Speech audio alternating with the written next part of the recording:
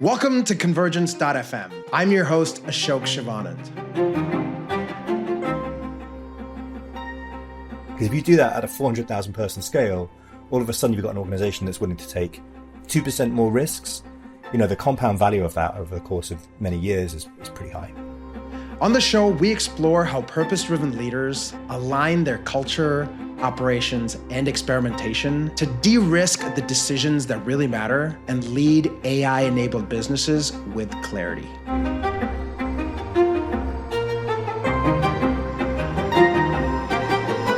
Convergence.fm. Transform from the inside out. If you're a CEO or a senior leader, and you've wondered whether your frontline managers are enabled to drive the cultural change that's going to be in service of the broader transformation you're trying to drive for maybe the next chapter of your company, our guest today, Ben Perreau, has got a set of validated opinions from working with Fortune 50 CEOs on whether or not your company is set up. Welcome back to Convergence. Ben, our guest, he started out as a music journalist. Interesting that there's a ton of folks that are music nerds that end up being guests on Convergence. And over the years in music journalism, he had a number of cool roles, including running enemy.com, which was the largest music website at the time. He then transitioned his career into product management. We get to hear a little bit about his transition. And he's gotten to work on really big brands like BBC and Sky in the UK before working with SY Partners. If you haven't heard of them, they're a super interesting company that was founded by Steve Jobs' early team at Apple. And today, they're the company that Fortune 50 brands hire before they hire companies like McKinsey in order to really understand what's the next chapter, what's the next transformation or iteration of our brand. Ben has taken a ton of these insights that he's learned along the way to build a company called Parafoil, which is an AI-enabled manager coaching tool that uses the science of psycholinguistics to see the hidden signal in the way that we communicate, to learn insights about how managers are doing, and also providing them with coaching on how they can be more effective. On the conversation today, we talk about culture, what he's seen in terms of what the best CEOs are able to do to drive cultural change from the top by modeling tiny changes every day and consistently. We talk about building artificial intelligence in a way that's safe and responsible and has ethics top of mind, as well as what you can do to enable your managers who are ultimately making or breaking the transformational changes you're trying to drive. And so I think you want to hear this if you're a CEO or a senior leader that's looking to drive change in your company and not entirely sure how well equipped your managers are. Interestingly, we hear that over 80% of managers feel under-equipped. And this isn't something intentional that you're likely doing. It's different ways that companies are unintentionally setting up their managers for failure and thereby unintentionally driving a huge constraint in transformational change that you're trying to drive. Something that I think is super important today because you are trying to change the way your workforce is adapting things like AI and how you can create new business models and new customer experiences. So if you're curious about whether your managers are set up or not and ways in which you can solve them and want to hear lessons from how Fortune 50 companies are doing it, this episode with Ben Perreau is going to be a great one. Here it is. Subscribe to the podcast to get future episodes as soon as they're published. If you find this helpful, give the podcast a 5-star rating on your podcast app or hit that like button on YouTube. I've been really looking forward to the conversation. And one of the things that stood out about your intro is you started out in music journalism and then realized at some point that you were better suited to be a product manager. And I think especially at that time when I became a product manager as well, there wasn't something that you could study at school. And so we all had a unique kind of way to get there. So talk to me about kind of what those signals were that drove you towards product management versus what you set out to do in journalism. Journalists are consistently in search of the most objective truth that they can find, right? Most journalists have to learn how to write really clearly and communicate ideas. They have to learn how to ask questions of people to reveal their own inner personal truth, to understand more about what's going on. They have to construct narratives that are most aligned to the truth that they encounter. And then they have to be able to synthesize all that stuff and put it all together into something that's coherent and cogent so that people can experience it. And I think product management is broadly the same. The art of telling good stories, grounded in reality, grounded in evidence, grounded in truth, is really at the heart of great product management. I hope you'd agree. And so once you can pull together all of those threads and you can start to do it, you can start to do that in different contexts. And so there were different paths for me to go and take afterwards. But the one that lay right before me, because I was in charge of enemy.com, was to go and become a product manager, because I realized that this emerging career at that point was a way to go and have more of an impact over a greater amount of time. Music journalism is a challenging career, quite frankly, to take even now. And I respect anybody who takes the path to be a journalist, let alone a music journalist. But in being a product manager, I was able to go and have more impact in more places, in more contexts, and go and do more. And so that's why I kind of made that choice to head in that direction. There was just so much confluence there, Storytelling and kind of pulling together, forming opinions around critical components, around kind of the raw material you're working with, to ultimately put together an experience, something that is, going to, hopefully have like a visceral reaction for folks. And talks about maybe a good segue into talking about kind of that intersection of humanities and technology, and SY Partners, that was founded by some of the early core team of Steve Jobs, as I understand it, who has maybe brought us thinking about that combination or intersection of humanities and technology more than anyone else. So give us just a little bit of SY Partners. And then also I'm curious to know, like, as you've gone on to do other things, what are some of the biggest takeaways you find yourself bringing from that time at SY Partners? I hadn't encountered the extent to which there was a confluence of liberal arts and science at play in California until I moved here, and how important they are increasingly to, I think, culture and business culture in the US more than in the rest of the world. And so at SY Partners, I really got a front seat to be able to experience some of that stuff firsthand. I was sat with people who had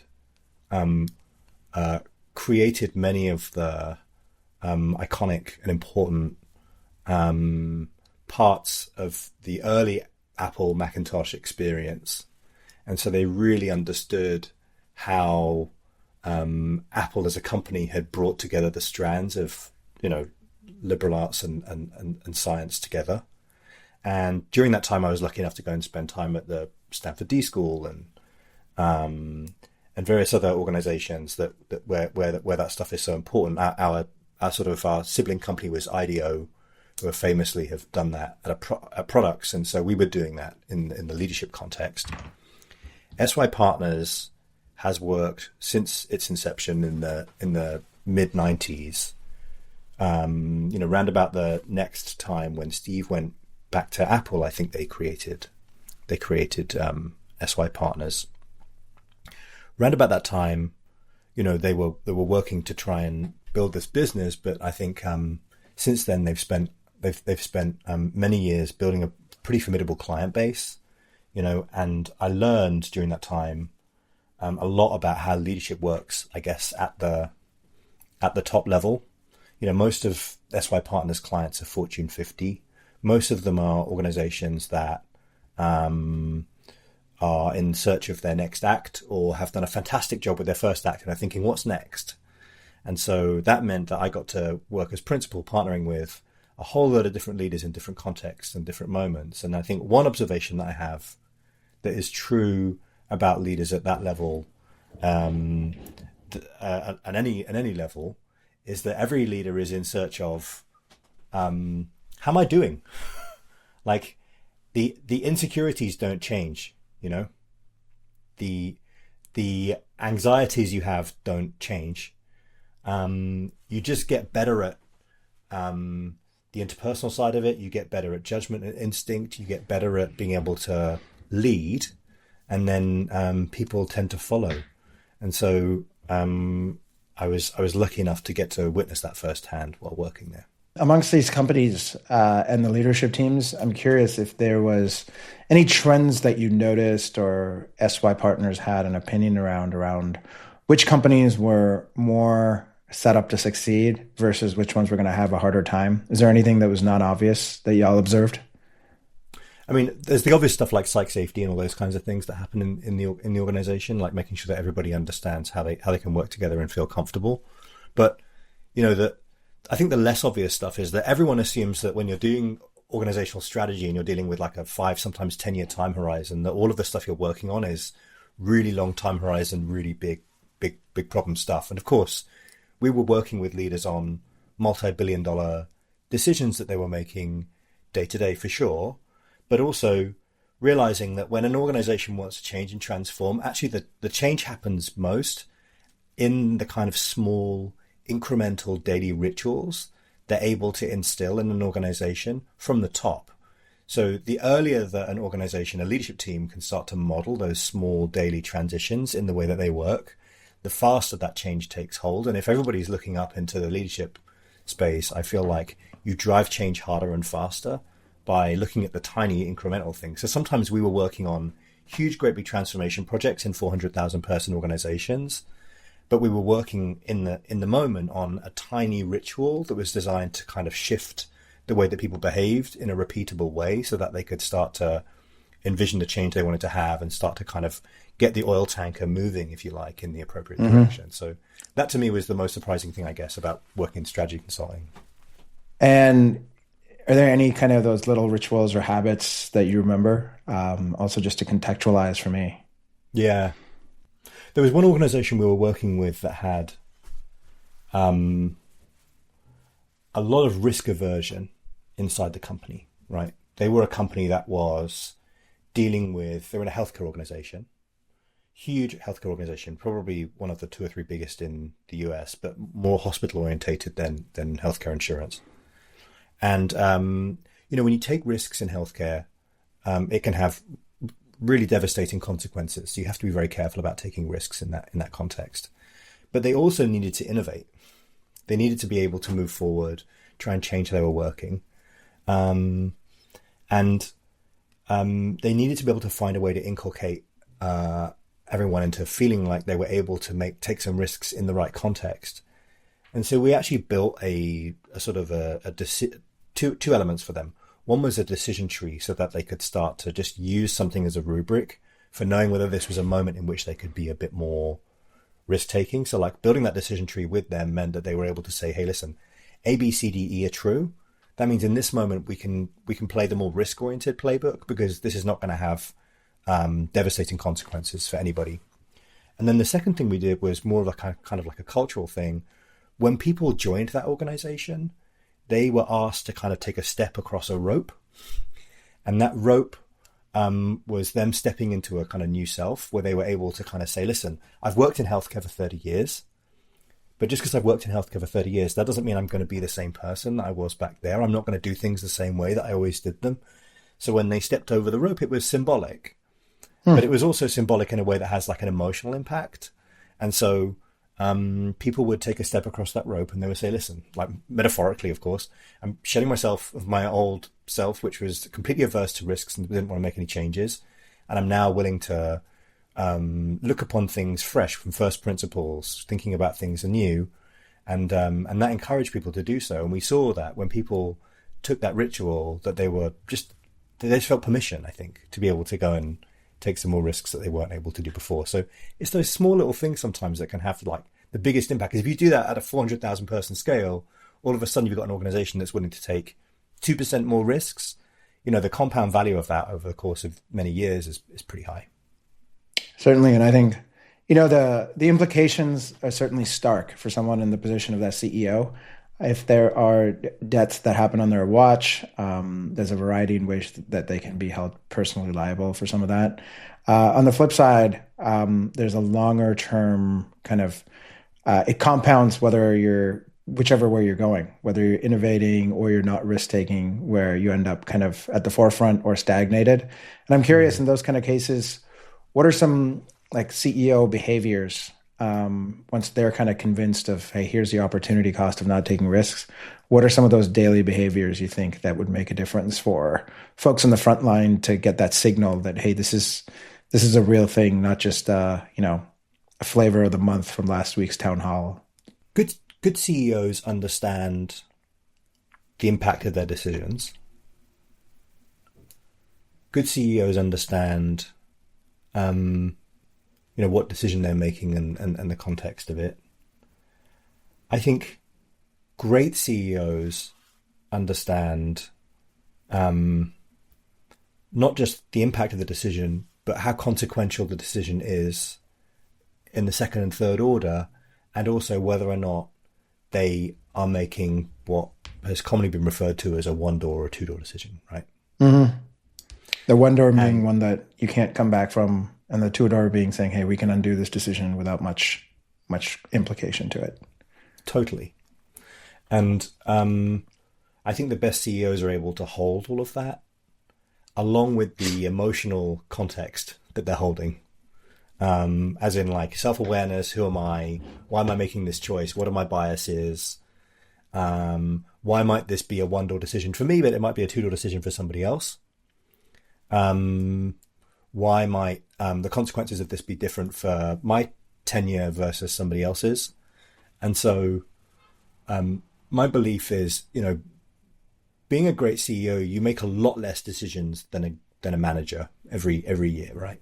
You're making lots of small micro decisions about where you show up and what you do, but the decisions you're really paid to make are few. It could be 5, 10, maybe 25 decisions a year that are really changing the very existential shape of the organization. But you have to be able to hold the emotional truth and the rational truth together, and to understand how you are showing up in that, I think could really be great. And I've seen really great CEOs do that again and again, and I think it takes a lot of work to get there on a human level, not just on an intellectual level. And I think that's the part that most people miss on the way up. They're like, this is a knowledge job, knowledge worker, like it's an intellectual pursuit, but actually being a great leader, being a great CEO, being a great anything is about, I think, understanding yourself and your shortcomings and how you might play into that. Because the best CHROs operate like really truly humanistically and aren't necessarily completely obsessed with process. The best CIOs are thinking more about the impact of the information on everyone and how they show up and the way that they think about information themselves and security. The best chief design officers are thinking about engineering. There's so much I think that's in the context of what's the other half of the orb that I think makes you great in those roles. So something that you mentioned earlier was around leadership and how that doesn't change very much. And whether it's a CEO at the top or managers along the way, I think they tend to be kind of the stewards of cultural change. And that could be good or bad, where you got a good management layer and they can drive that change quickly, and you've got a management layer that can hold things in place that can lead to stagnation in the long time.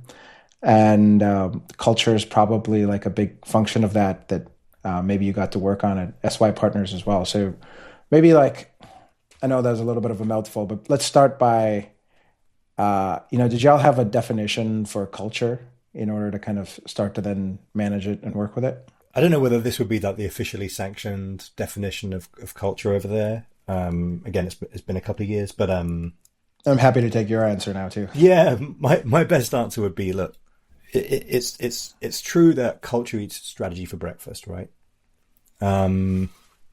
Culture is the hardest to pin down and probably the most important aspect of any organization over 50 people, in my opinion. Maybe over 30 people, maybe over 2 people. Mm-hmm. And an organizational culture is an understanding of how the organization behaves, and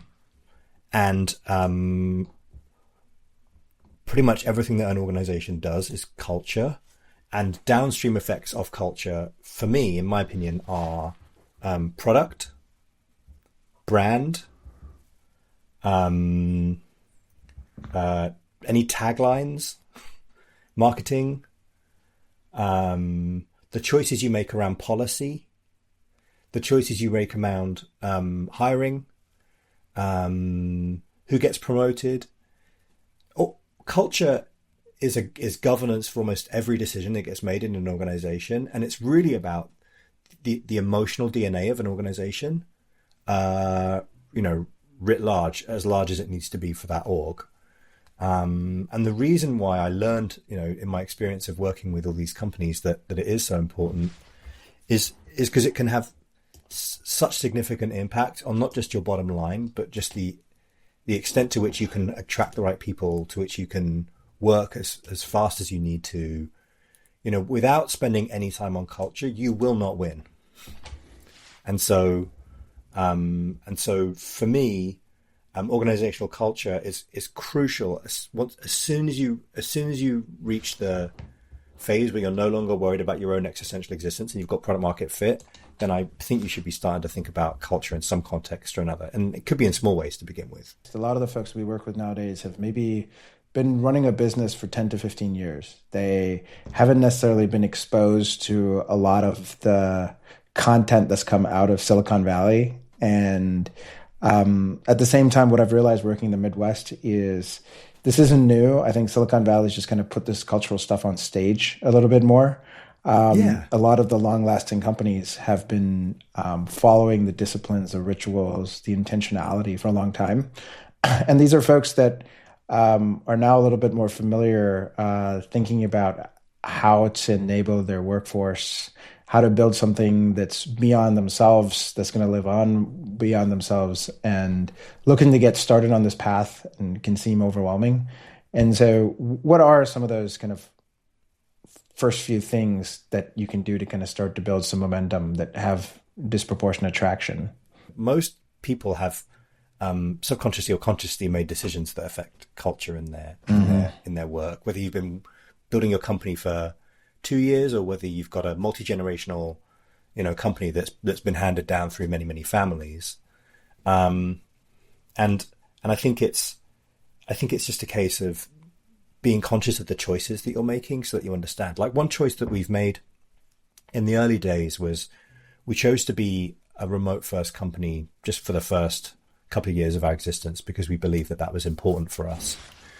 But in doing so, we've also decided that we're going to get the entire organization together every quarter so that we can spend time together and really get to know each other and be in the same space. And it really matters to me because you move at a different latency when you're in person. You build a fluency and a psychological safety and an understanding of one another when you are in person that you otherwise can't. And you get used to the interruptive nature of things.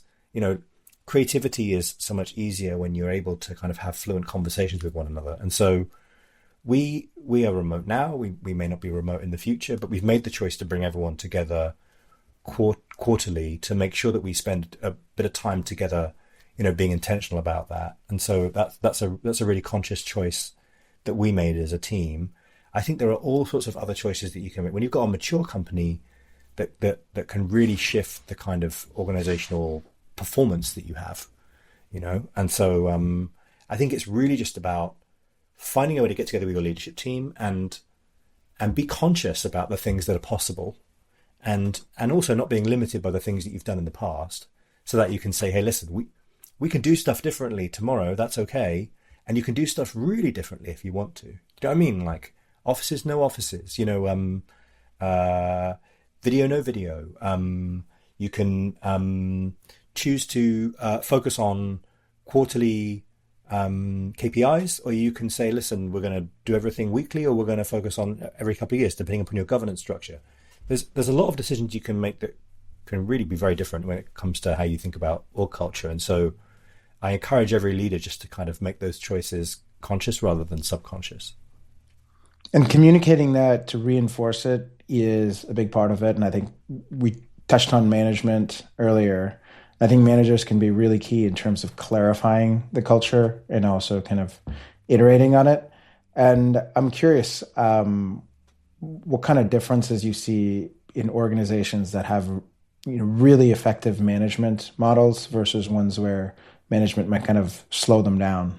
My philosophy is that culture lives at the front line of management. That's actually the most crucial place to get culture right in the entire organization, because you've got the entirety of leadership expectations bearing down on you at the front line. And so you're carrying all of the needs, requirements, desires of everyone from the CEO to senior managers. And you also have to act as a player coach, doing the individual contributor work and recognizing the work that individual contributors are doing. And so you're living in these two spheres in a way that very few other people in the organization are. I think that makes it, by definition, one of the hardest jobs in the company. And it's only getting harder as all of the direct reports that everyone's dealing with are going up. It's getting more and more complex. And so my opinion is that those folks need to be as empowered as you can make them, rather than as instructed as you can. And so what that looks like to me is trying to devolve decision-making as far down the chain as you possibly can as a leader, and trying to create as much autonomy as you can far down to the front line, which frees you up in the senior levels to make more decisions yourselves that are greater impact, less volume of decisions are more impactful.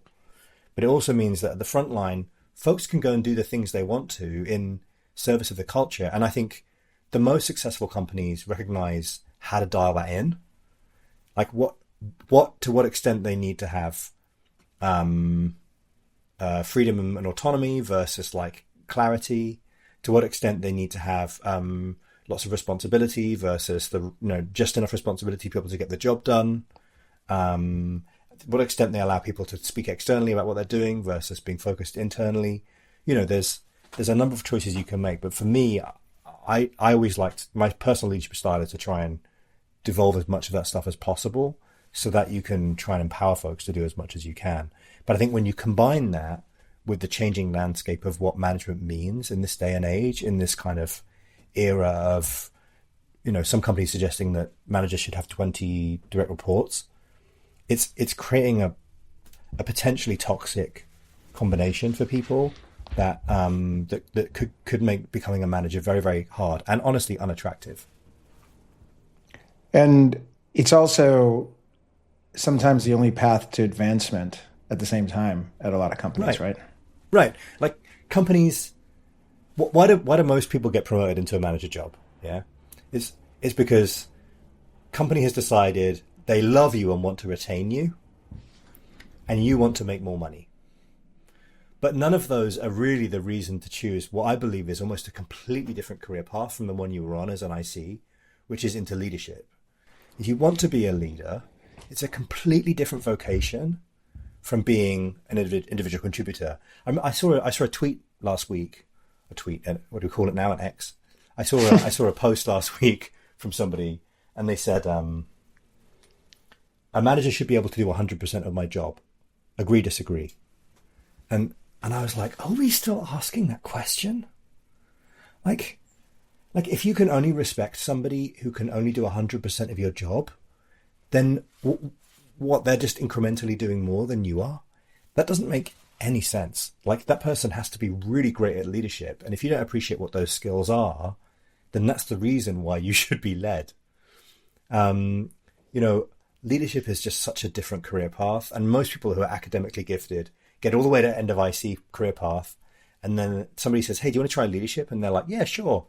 And there's a reason why 82% of managers feel underprepared for the transition in. They consider themselves to be accidental managers, underprepared. And 1/3 of managers flame out within the first year as a result and don't really move beyond that because they're struggling. There's a massive delta between what is like just a manager and what is somebody who's really great at it. And I think we're only just beginning to develop the language and understanding of what it means to be able to lead people in that context. And say today, there's also a lot that's even outside of the compensation. I think there's a lot that's celebrated around leadership and perhaps not enough around individual contributorship. And so let's just say there's someone at Parafoil that is curious about becoming a manager, or maybe had set on their like 3-year vision that they're going to have a director title, and they didn't know necessarily what that meant, but that just felt like something that was important to them. What's a way that you might facilitate a conversation to kind of enable them for a career path that makes the most sense, and also set up Parafoil for having the right talent organized for what you need? Yeah, I think the clues are in the way the roles naturally play out, but we don't name it enough. We have manager roles like project manager, product manager, marketing manager, and in those roles, sometimes you're not managing people, but you are managing more resources, or you're actually managing more structure around the work rather than necessarily the work itself. And so the conversation I want to start to have with folks when they start to say, "Hey, listen, I want to have a director job title, or I want to be a manager," is, do you want to manage or do you want to lead? Because when somebody says to me they want to manage, what I think of then is, do you want access to more resources because that you can have a higher impact? Do you want to control the structure of the resources in some way so that you can have an impact there? Or is it something entirely different, which is, I feel called to a job where I'm actually going to be able to compel people to work on this mission that we're on together? And that's a completely different question.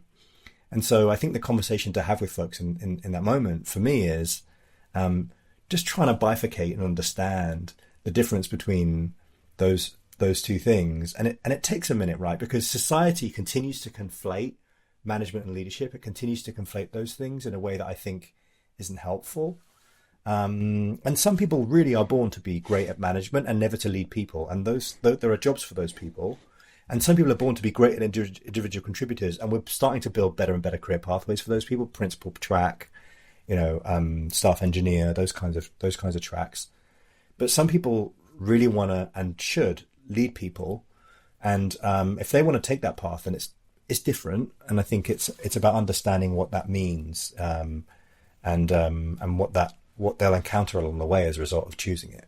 And measurement's the next thing that kind of comes into play. Right. Something that I thought was interesting from our chat earlier around, ways to measure leadership effectiveness, and then subsequent to that, kind of leadership training effectiveness as maybe a delta of the before and after of that. So how are some ways that you kind of gauge how effective a leader is being, and whether the training that they were sent to was useful or not? Yeah, up until this point, it's been very hard to measure how effective somebody is as a leader, except for measuring their scope of control and the impact they have in terms of the KPIs. And honestly, the impact you have on the business should always be the way that you measure the effectiveness of a leader. When you're in charge of a team, to what extent are they delivering the goals that they've agreed that they're going to deliver with the resources they have? That's obviously always going to be the way that you measure the effectiveness of a leader. That's an outbound, marker. It's an outcome. But you also need to be able to track to what extent is that leader effective in their work. And we're at an inflection point now with technology where it's possible for us to start to measure some of the things that are really important when it comes to leadership. And so one of the kind of key discoveries in founding Parafoil was built around this idea that you can start to measure, using the method of psycholinguistics, you can start to measure the extent to which a leader is creating clarity with their team. You can start to measure the alignment somebody has with their team. You can start to measure the feedback moments that are happening bilaterally between the leader and their team. And you can start to use those as signals of how capable a leader is in the context of their work. And if you can measure that, again, we'll go back to another old Peter Drucker, the management guru's saying, which is that which measured gets managed. Mm-hmm. Then you can start to manage the quality of your leaders inside an organization. And I think that's going to be one of the biggest pressures on organizations in 2026. It's going to be, how effective are the leaders that you have, and how do you drive more value out of the leaders that you've got without necessarily having to increase headcount or go and find more people. And so measurement to me is the start of that, so that you can start to use that as a lever both as an individual so that I as a manager can start to improve, and at the organizational level so that you can kind of work together to be able to deliver better leadership in your cohort of managers. So what I'm hearing here is, the ultimate measure is business impact, which makes sense. And then, that's not necessarily easy to measure, especially if you want to find out sooner than later. And so maybe you need some like kind of leading indicators or proxy measures that we could place a bet that, hey, if these things are moving in the right direction, chances are the business impact is going to as well. And it sounds like clarity, alignment, and feedback are three things that came up. These are, of course, kind of nebulous, maybe, especially if you're going to, get into the measurement realm. But psycholinguistics seems to be kind of like a way, an unlock there. So break us down just a little bit more around the science here, and out of all the ways that you could have gone about to solve this problem, why you chose psycholinguistics as the approach to kind of unlock the value here. Yeah, sure. I mean, psycholinguistics was advanced pretty significantly by James Pennebaker, who was a psychologist at the University of Texas for many, many years. Psycholinguistics is the measure of your linguistic output, your utterances, and what they say about your cognitive state. And using some of the psycholinguistic methods that sort of Pennebaker and his team developed, you can measure all sorts of amazing things about your own cognitive state as a manager that wasn't possible before. And when you do that at compute speed, you can start to do that day to day, minute by minute, and really start to understand what's going on with you and get a reflection and get a measure on how you're doing as a leader. And so you can measure all those three things you mentioned, Ashok. You can measure clarity, you can measure alignment, you can measure feedback moments, you can measure supportiveness, but you can also do all that stuff. Many of those personality tests that many of us have spent time filling out, the questionnaires, that kind of stuff, you can now start to do that and you can get a more accurate measure by sort of just looking at someone's conversational data and understanding what was said, and then sort of measuring that against the psycholinguistic libraries that were developed by Pennebaker. And so it gives us an opportunity to be able to build leadership tools that weren't possible before. We're able to sort of build more of a broad understanding of someone's cognitive state over time. And so you just get way more resolution on how to work.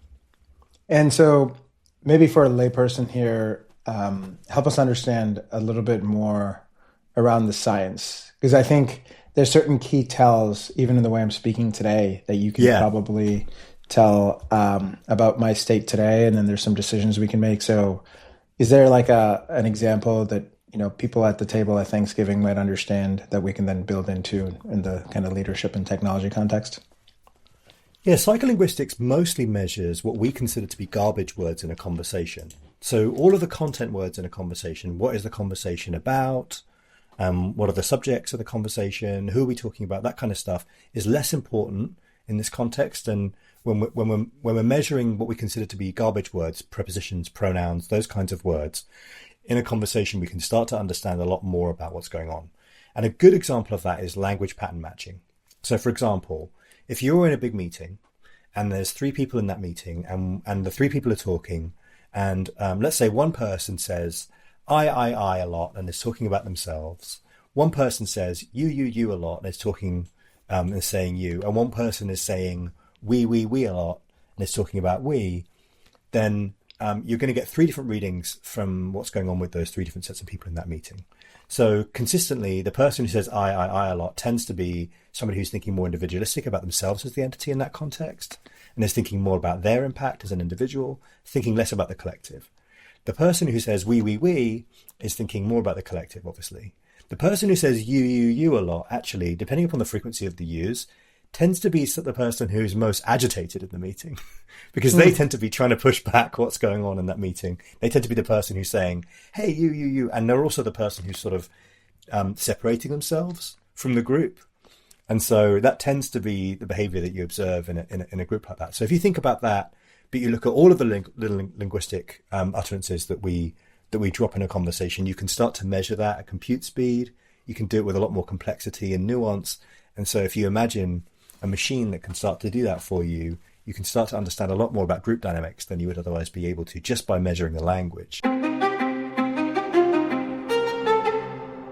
Fostering an engaged product organization and aligning them with the principles around lean, human-centered design, and agile will more than likely lead to successful business outcomes for your organization. But getting started or getting unblocked can be hard.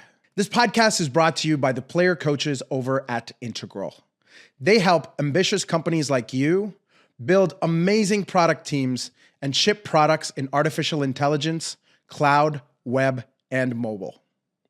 Listeners to the podcast can head on over to integral.io/convergence and get a free product success lab. During this session, the Integral team will facilitate a problem-solving exercise that gives you clarity and confidence to solve a product, design, or engineering problem. That's integral.io/convergence. Now, back to the show. Tell us about Parafoil and how it kind of combines these leadership problems and how it uses psycholinguistics. Yeah. So Parafoil is a tool that leaders install for themselves that gives you real-time guidance without adding a single item to your workload. So we measure how the teams are actually working, we spot any moments of friction early on, and then we surface the next best move for you. So it's science-backed leadership support that shows up exactly when you need it, so managers can seamlessly level up their leadership while they work. And the idea is you install an app on your desktop.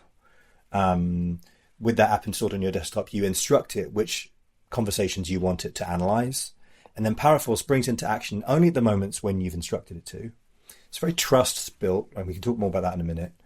And then Parafoil then analyzes those conversations. It sends it back to a AI engine that we've developed, which is specifically built around psycholinguistics, cognitive science, and semantic analysis. We put those things together and then give you actionable advice for how you can improve in future in other conversations you're in. And increasingly, we're starting to also show you actions for what you might be able to do next. So, for example, if it's a tense meeting, we might suggest a follow-up conversation. In future, we'll be able to book that follow-up conversation for you. But we observe what's going on between you and your direct reports and then help you show up as a better leader. So you can spend less of the cognitive load going, what's really going on here and how am I doing? And more of your time on the work. And that just makes it easier for managers and leaders to be able to manage more people or do more than they were able to do previously. And is this specifically for folks who tend to be more in a remote setting where most of these conversations are happening over a video call, or is there a version that kind of works in person as well, and you can bring it to an in-person meeting? Yeah. So today, Parafoil is a macOS app. We have a mobile app that's, I think, a matter of it may already be out by the time this podcast is, but it's a mobile app. You can throw it down on the desk in your meeting. You can hit the big red button essentially, and it will pick up what's going on in that meeting and then analyze how you're showing up in that meeting. But one of the great things about doing desktop first was that we were able to understand who's speaking when, and so we've had to do a bit more engineering work to do that on the mobile app. Yeah, sure. And I'm curious, from kind of a product strategy standpoint, you chose to kind of go down the management and leadership path, which I'm not surprised about given the passion we got to hear and the experience you got to gain. At the same time, I wouldn't be surprised if you had to kind of intentionally deprioritize some other use cases, like maybe parenting or other kind of family relationships where speaking style and presence can kind of make a huge difference in terms of the outcome. What was that process like in terms of roadmap prioritization? And I was naturally drawn to the idea of working with leaders and managers because of my background, but also in encountering the opportunity. We spent a lot of time in the early research talking to salespeople because we knew that there might be a potential impact there, talking to teachers who are teaching remote classes, talking to customer service, customer support folks, coaches, therapists, even couples who wanted, couples counseling. Mm-hmm. And I think there's an application for the work that underpins Parafoil in each one of those contexts. And I'm sure it will end up getting used as long as it's used ethically. In the end, I think we chose managers because we have the most amount of domain knowledge to be able to apply in that context, honestly. And also because, when you hear that 82% of people who are promoted into leadership feel like they're accidental managers, and a third of them flame out within inside a year, you realize that it's when you add that to the growing number of direct reports, there's such a clear crisis waiting to happen inside this space. And most people's narrative for how we solve for that crisis is to disintermediate the idea of managers and leaders to try and automate more work. So let's get rid of managers. Let's get rid of them. I believe that we will end up with flatter organizations, larger pyramids, more direct reports. That's inevitable. But if you continue to deprioritize the needs of people who are doing this seemingly unique job inside an organization, you will end up creating an organizational collapse, and you will leave so much performance on the table. And you as an individual will struggle to advance if you hit this wall where you've been intellectually brilliant, but all of a sudden your interpersonal and all of the other parts of your role, all the parts of your role that you've inherited aren't firing at the same way that they were before. And so we really think that we are going to help to avert a significant crisis in the workplace and help organizations who want to be performant, individuals who want to be performant, find a way to work better. And maybe we'll go back and revisit some of those use cases later on, but I don't think that's us. I think we're pretty focused on leadership development for now. In terms of the feedback that the tool would give a manager, I'm wondering whether if I make a conscious choice to have fewer I's in the way I speak and maybe have more we's, that's certainly going to have a different perception of myself on the room. But I'm curious, does it have an impact on my psychology if I make a conscious effort, or what are the different things that are now within my control that can ultimately help me show up as a better manager, help me drive more clarity, alignment, give better feedback? There are two areas where Parafoil has the biggest impact in their work. That's today. One of them is Parafoil is analyzing the meeting that you're having. You have complete control over whether you pause, start, stop, delete the meeting, don't want the meeting to be analyzed, whether you want to delete it later. All those controls are yours as a manager. You seek consent with your direct reports to make sure that they're comfortable with the idea of you analyzing those conversations. But once you realize that there is an AI in the mix analyzing the conversation, most managers tend to show up, just knowing that you're observed. We've seen this in so many different psychology studies. Knowing that you're being observed does tend to change the way you behave because you're on a stage in a slightly different way. And when you're on a stage in a way that's means you're being evaluated in some way, even though that evaluation, the only outcome of that evaluation is going to be private to you as an individual, because it's very, very important for us that Parafoil's output is private to the manager and whoever they choose to share it with. And we assume that often is direct reports. Sometimes it's their own managers. Then you start to shift behavior because you know that you're being observed in some way. The other major shift, I think, is the output you get in terms of actionable advice. So, there was a conversation I was having recently with an advisor of ours. I was asking for some product feedback, and he's a very senior product manager who worked on one of the biggest products that gets used by millions, if not, tens of millions of people, every week. And he was giving me some pretty tough feedback on where we were at in terms of the product. This is a couple of months back. And I was trying my best. I spent a long time trying to not be somebody who takes that stuff to heart, because I'm so passionate about Parafoil.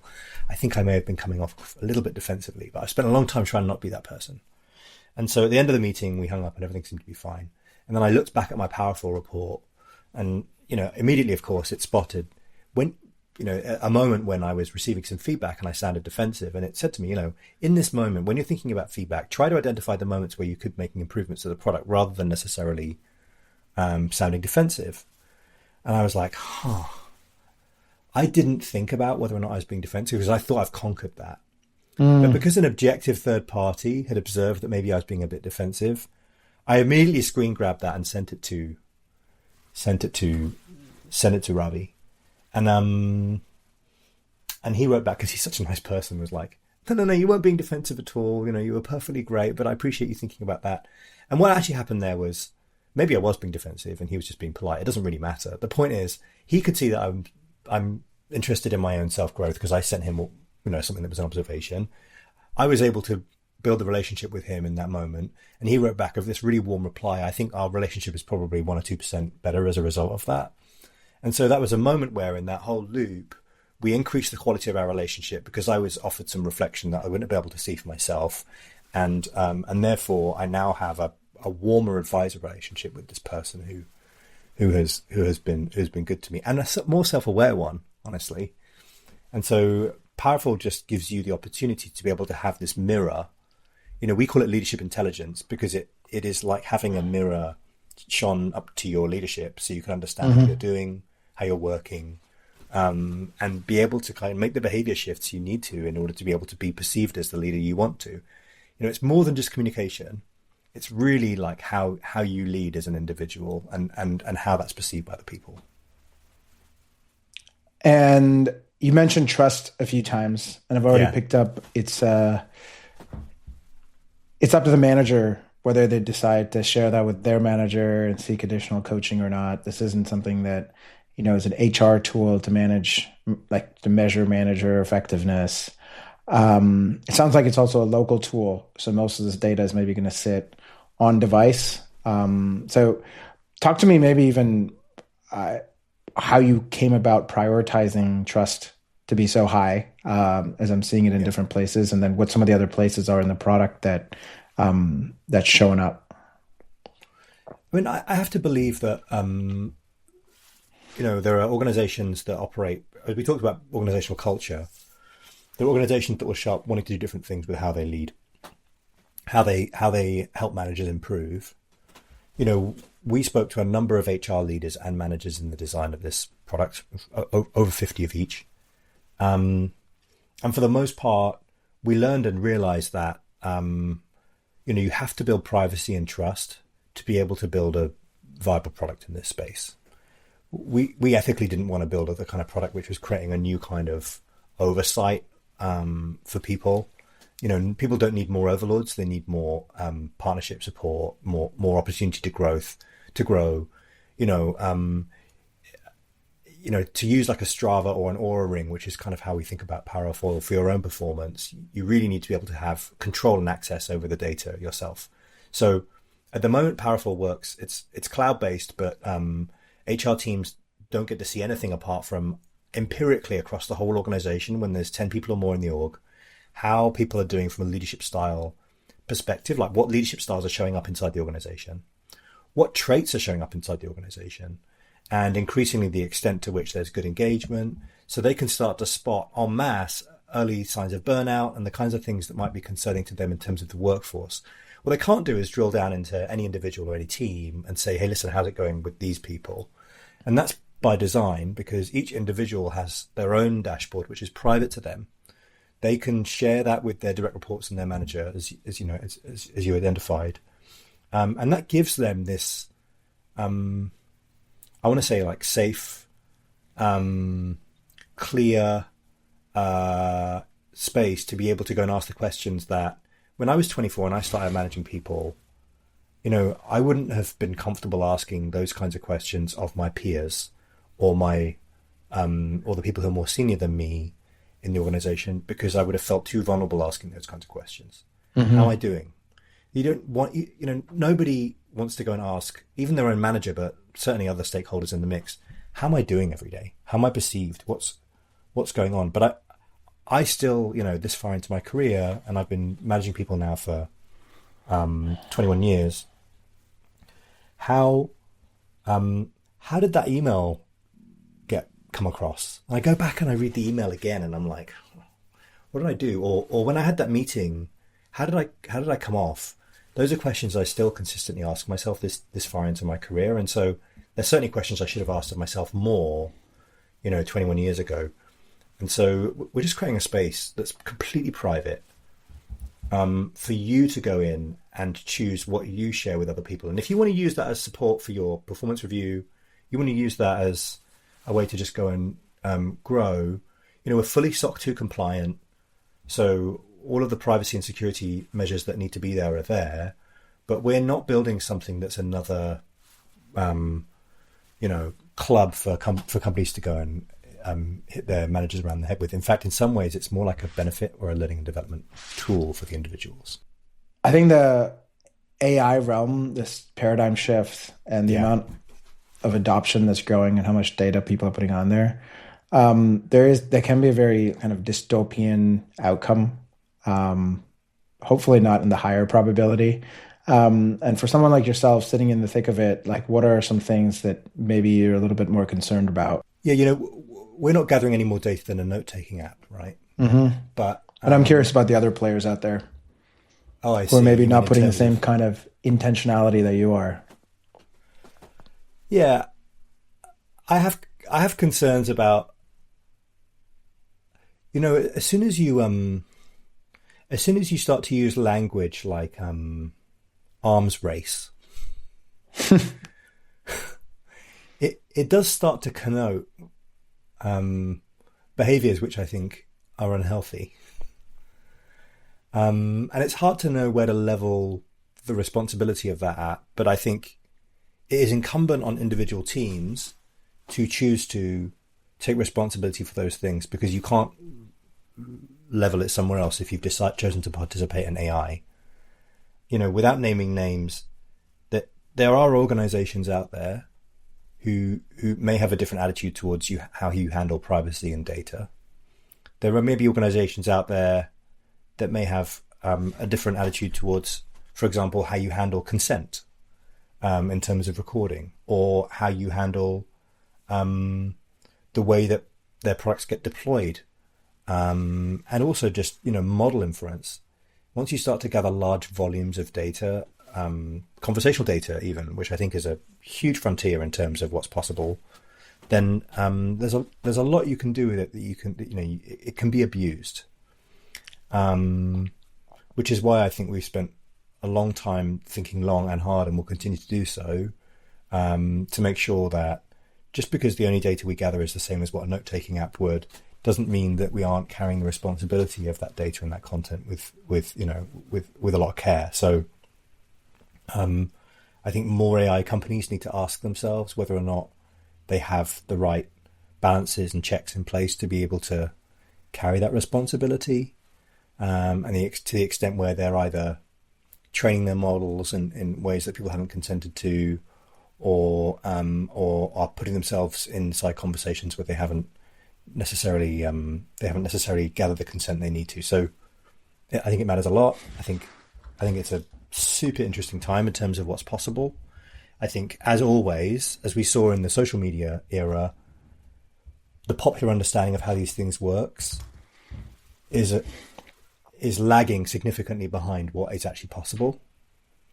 And so it's incumbent on all of us to make sure that we are staying informed about what is possible, so that we don't suddenly start ending up in the same era that we did back then, where we're seeing ads and wondering why this ad is being shown to me after I was talking about it 15 minutes prior. Now we know. So I think we should be approaching AI with the same level of care. Yeah, I can't really disagree. There's a couple of things that, as we wrap up, I'd love to know from all of our guests. And the first one, since a lot of folks come here and talk about kind of enabling teams, I'm curious, if you look back, if there's a particular team that you find inspiring, or it's this kind of North Star when you're either forming a new team and you want to kind of form that new team surgically in service of, or if you're in the throes of leadership and you're having a little bit of friction and you're like, hey, where do I draw some inspiration? Something that we like to know is, a team that you find particularly inspiring. And I think we're about to be talking about this team a lot.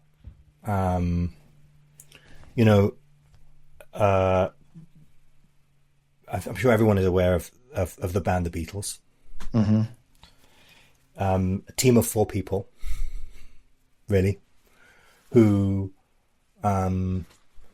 came together pretty much year in, year out, to create something new. And they basically created a new product every year for 10 years. And were able to entirely reinvent themselves from scratch with a completely new sound from about the 4th year in, every single year that they did it. And I think there are very few teams who have the level of coherence and capability who can come together as a quartet. There weren't a lot of them. There was 4 of them, 5 if you count,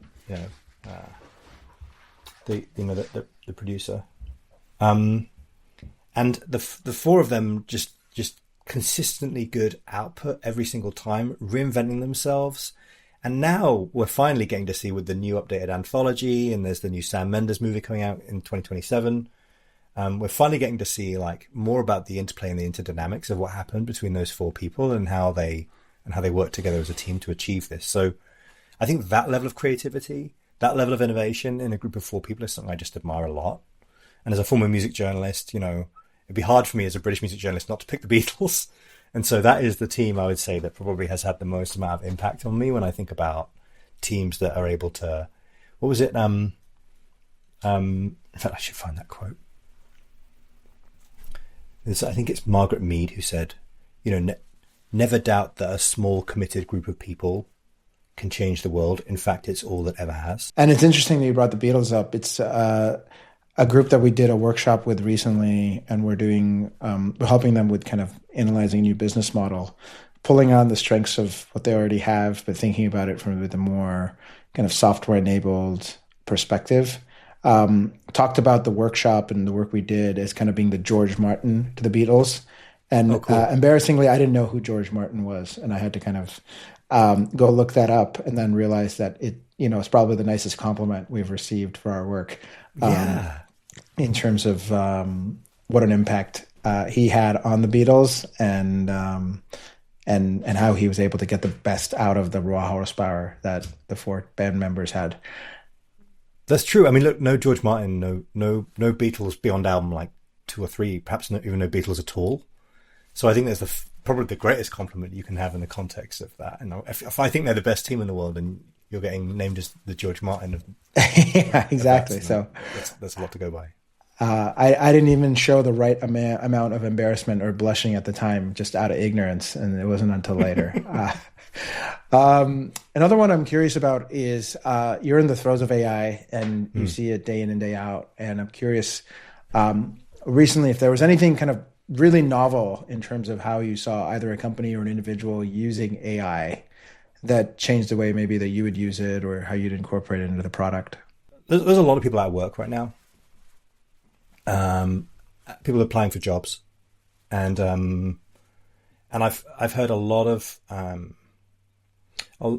recounts of people who have turned up to the informational, and it's been a robo interviewer, like talking head, sort of mimicking a conversation. I think chatbots and these sort of fake humans have their space, but that's not necessarily what I think is the best use of AI. And so I often wonder, if you're going to turn up and have a 30-minute information, you've given up 30 minutes of your time to go and do an interview with someone. There's probably some weird evaluation going on the other end, which you haven't necessarily consented to. But most of those informationals are really just about giving the candidate enough information to be able to go and proceed on the recruitment process, to be able to go and concede with their candidacy. I think, in most of those cases, I feel like you could have just sent them the PDF. And so I do wonder why, like, when you create these kind of false conversations, which aren't really conversations at all, I wonder what the desired outcome is there. Is it to create more of a humanistic outcome, in which case I think you're failing? Is it to create more scale, in which case send me the PDF? I haven't quite worked out in some contexts why we're using AI. And so I think the question for me, when a lot of people who are choosing to use AI is like, is it necessary? Is it really like increasing the experience, or is it just an efficiency driver? In which case, there may be other paths that have already been developed that are efficient. So that's the negative one. One positive one, this isn't AI how we think about in terms of generative AI, but I'm still profoundly amazed by the way that Netflix developed its take rate algorithm.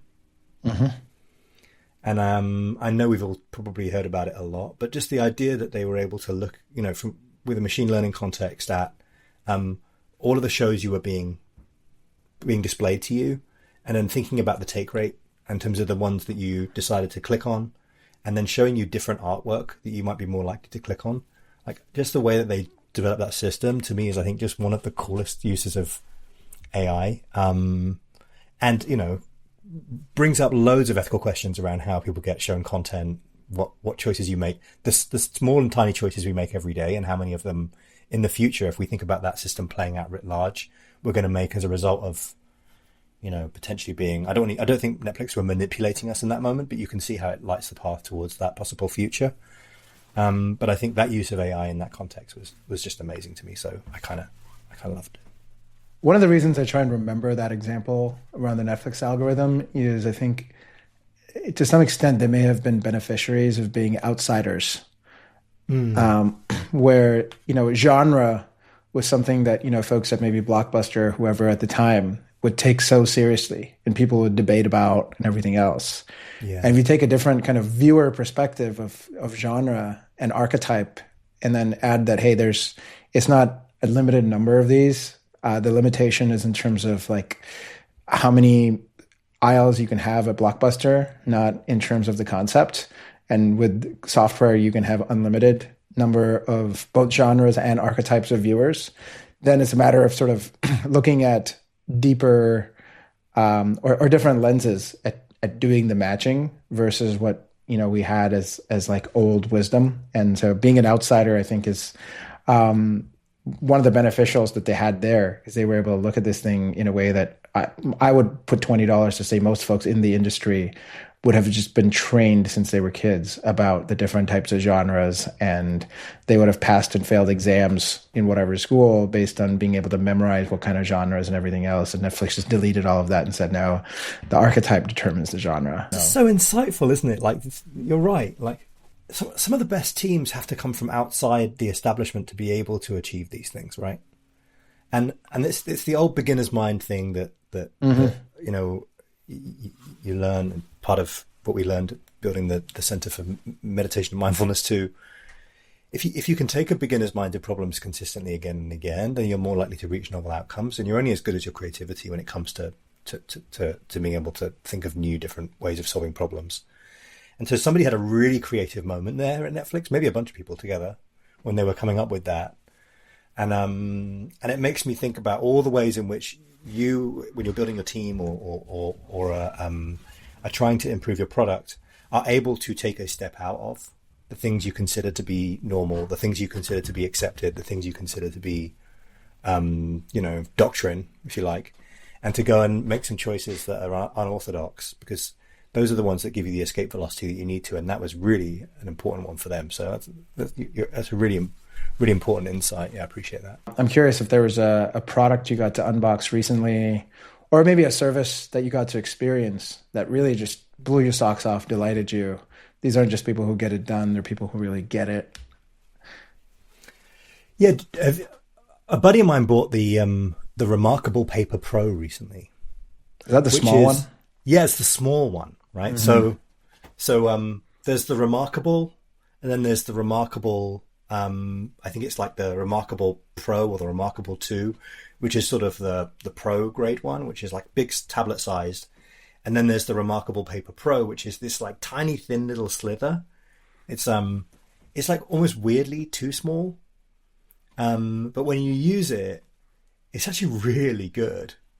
And they're using, I would assume, a third of the resources to create it in terms of the size of the e-ink display and whatnot. Yeah. But the cool thing about Remarkable and these products, which are now proving to be very influential, Amazon's come up with its own competitor, is that as somebody who keeps all of my stuff on my wall because I forget that it exists because my ADHD can be so intense in that way, there's also the opposite needs to be true, which is increasingly we have terrible object permanence, and we also are distracted by almost everything that comes our way. And I certainly am one of those people. Remarkable just gets so many of those distractions out of the way so that I can take notes without changing tab on my iPad. And I am an iPad user, and I'm a phone user, and I use some of these tools. But what Remarkable have really understood is not just like the unboxing and the experience of using it and the sort of the way the stylus works and all the stuff you have to get right. They also recognize that, like, by removing as much stuff from the experience as possible, by getting rid of all of the stuff that could be clutter, they've created a product that is better for it. And so I have to assume that almost all of their margin is going into R&D, because it doesn't need to go into like very expensive technology and hardware. They're doing some cool stuff, but I think they're doing more cool stuff with the money they spend on being creative than they are necessarily on just developing a new piece of tech that didn't exist. So I admire their design thinking, small d, small t in this context, and how they've been able to build such a beautiful, clean, clear product. I haven't got one yet for myself because I haven't quite got there yet, but I'm going to do it hopefully at some point soon. Well, hopefully we'll get this episode out before people around you buy your Christmas gifts, and you might have one under the tree. I had the original Remarkable, maybe the Remarkable 2, before they moved to. Did you like a lot of the? I loved it. Like the tactile element of like how close it felt. Yeah. Stylus, like similar to pencil on paper, and then.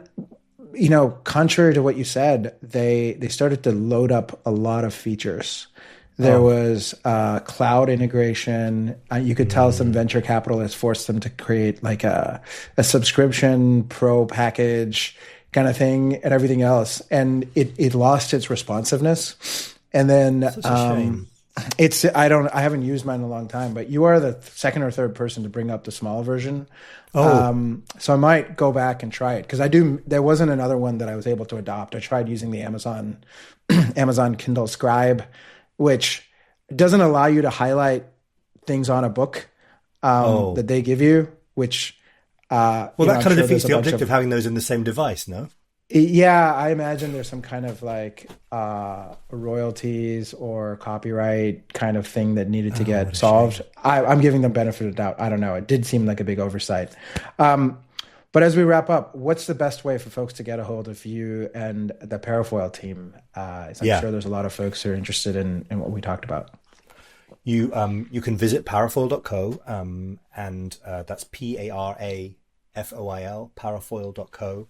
And if you want to email us, you can email the whole team, always humans@parafoil.co. And that's how you email all the humans. So if you want to email the entire of the organization, we will all receive that email, and one of us will reply to you because we really believe in that.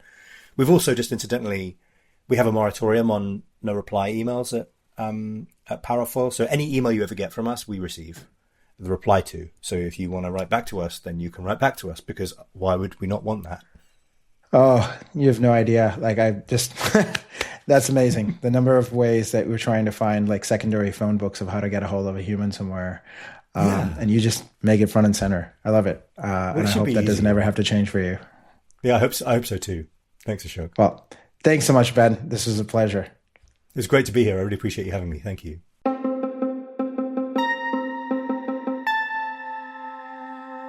Hope you found that as fun as I did recording it. Something that I do want to highlight from the episode is Ben's opinion about how managers really are at the core of your cultural and transformational changes at your company. They're the ones that are having really vulnerable conversations with your individual contributors. They're the ones that are able to be a two-way communication as well as change agent in terms of helping you understand what's going on at the front line, if you're smart enough to gather insights from your managers, and then also change agents, if you're able to truly inspire and provide context around what change you're trying to drive, what kind of role you want the individual contributors to play in terms of where you're trying to get to, they are the folks that are going to make or break these changes in the one-on-ones they're having, in the way that they're signaling what's important and what's not in things like manager reviews. So there's a good chance you may be promoting the wrong folks. There's a good chance you may not be providing them with the right context, with the right inspiration, with the right tools like Parafoil to really give them the best chance of being able to drive that tool. So I think there's a ton of things for you to think about in terms of whether or not you're prioritizing how important your managers are, and then whether you're acting to that priority. Hope you enjoyed this. We'll be back next week with another episode on convergence.fm, and we'll see you there.